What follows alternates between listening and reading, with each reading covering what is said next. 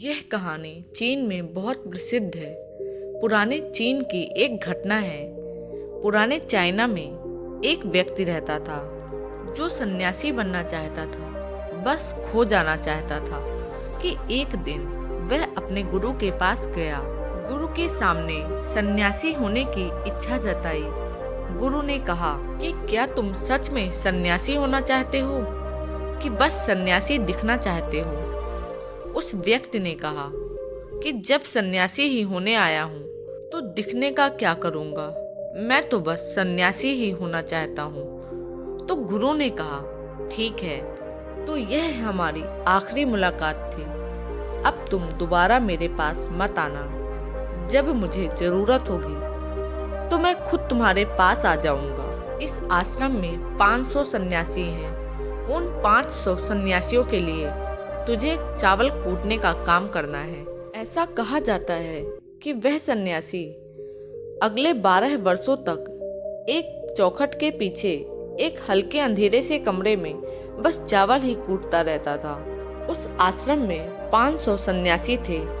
वह सबके लिए बस चावल ही कूटता रहता। रात में थक जाता तो सो जाता। 12 वर्ष बीत गए। वह फिर कभी दोबारा गुरु के पास नहीं गया। उसने भरोसा कर लिया था कि जब गुरु ने कह दिया है कि जरूरत पड़ने पर वो खुद तुम्हारे पास आएंगे तो बात खत्म हो गई। शुरुआत में तो उसके मन में कई तरह के विचार चलते रहते थे, लेकिन जब पूरे दिन बस चावल ही कूटना है तो विचार करके भी क्या फायदा। धीरे धीरे उसके मन से विचार भी विदा होने लगे। वह सुबह उठने से लेकर रात को सोने तक बस चावल ही कूटता रहता। जब गुरु ने कह ही दिया था कि तुझे बस चावल ही कूटना है तो बस सारे प्रश्न ही खत्म। जब गुरु ने कहा है तो सही ही कहा होगा। लगातार 12 वर्षों तक चावल कूटते कूटते उसके मन में विचार आने ही बंद हो गए। मन एकदम शांत हो गया और खाली हो गया। ना कोई विचार, ना कोई उलझन, ना कोई अड़चन, बस सीधा सा काम। मैं सुबह उठता, चावल कूटता रहता और रात होती तो जाकर सो जाता। पिछले 12 वर्षों से यही उसकी दिनचर्या बन चुकी थी।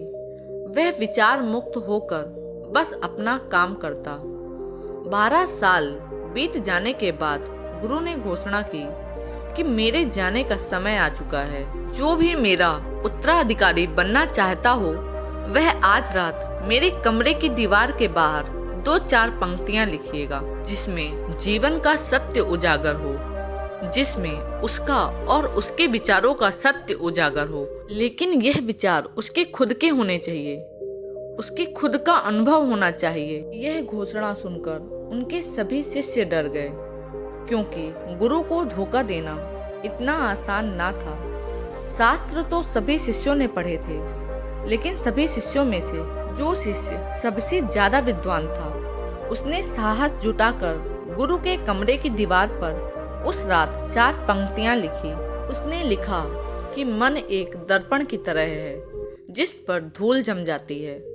धूल को साफ कर दो तो धर्म गलत हो जाता है, और इस धूल को साफ कर दो तो सत्य अनुभव में आ जाता है। सुबह गुरु ने जब उठकर इसे पढ़ा तो चिल्लाए और बोले कि किस मूर्ख ने मेरा दिमाग खराब कर दिया, उसे पकड़कर मेरे पास लाओ। पर वह विद्वान तो लिखकर रात में ही भाग गया था। वह डरा हुआ था क्योंकि यह पंक्तियां उसकी नहीं थी। उसने एक बड़े शास्त्र से इसे चोरी किया था। इसमें उसका खुद का कोई ज्ञान नहीं था। शब्द अच्छे तो थे, लेकिन उनमें कोई प्राण नहीं थे। वे जाते समय अपने आश्रम के मित्रों से कह गया था कि सुबह अगर गुरु कहें कि वाह क्या बात कही है तो मुझे खबर कर देना, लेकिन अगर गुरु पढ़कर क्रोधित हो जाएं तो मेरा पता मत बताना।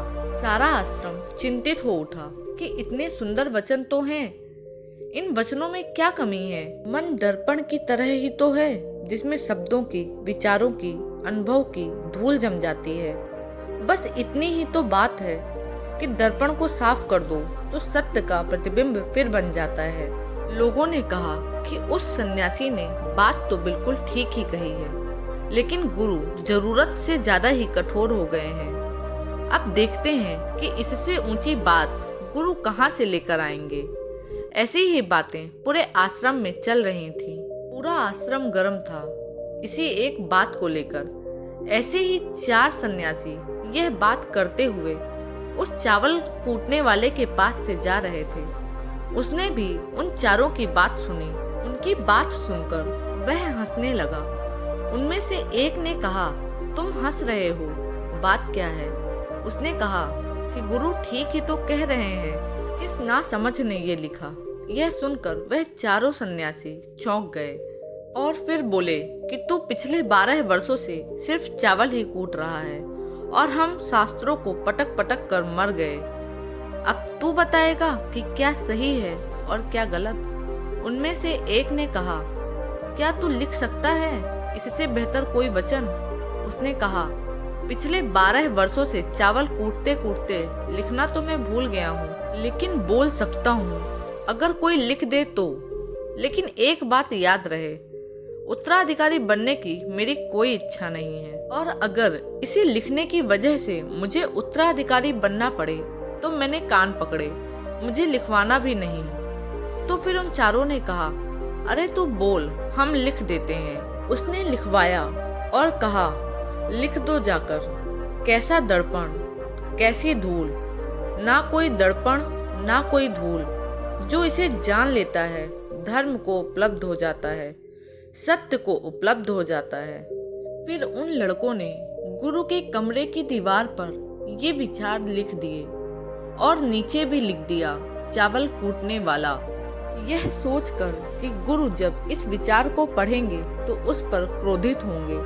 उसके बाद गुरु आधी रात को उस चावल कूटने वाले के पास आए और कहा कि अब तुम यहाँ से भाग जाओ, वरना यह 500 लोग तुम्हें मार डालेंगे। ये मेरा जोगा लो, तुम मेरा उत्तराधिकारी बनना चाहो या ना बनना चाहो, लेकिन मैंने तुम्हें अपना उत्तराधिकारी मान लिया है।